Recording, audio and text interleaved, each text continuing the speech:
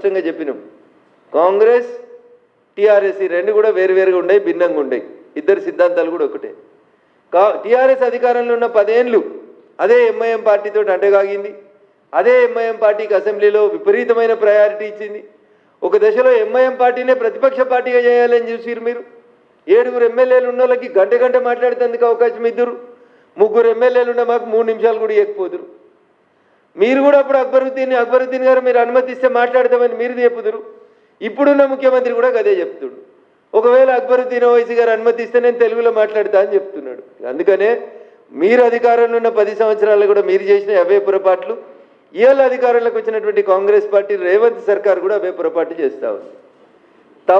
తప్పని విమర్శించడంలో, అధికారంలో ఉన్నటువంటి ప్రభుత్వాన్ని విమర్శించడంలో మాకు ఎట్లాంటి ఇబ్బంది లేదు. ప్రజల గొంతుకగా నిలబడతాం, ప్రజా సమస్యల పట్ల బరాబరి మాట్లాడతాం. మీకు నచ్చిందా నచ్చలేదా నాకు సంబంధం లేనటువంటి విషయం. ఇలా తెలంగాణ ప్రజలు ఆలోచించాలని కోరుకుంటున్నాం.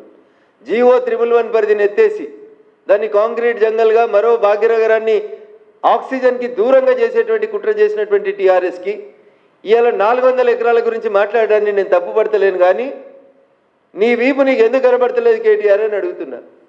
నీ వీపు నువ్వు చూసుకోక, నువ్వు 10 ఏళ్లలో చేసిన తప్పుల్ని నువ్వు చూసుకోక మోడీ మాట్లాడింది బూటకం కాకపోతే చర్యలు తీసుకోండి.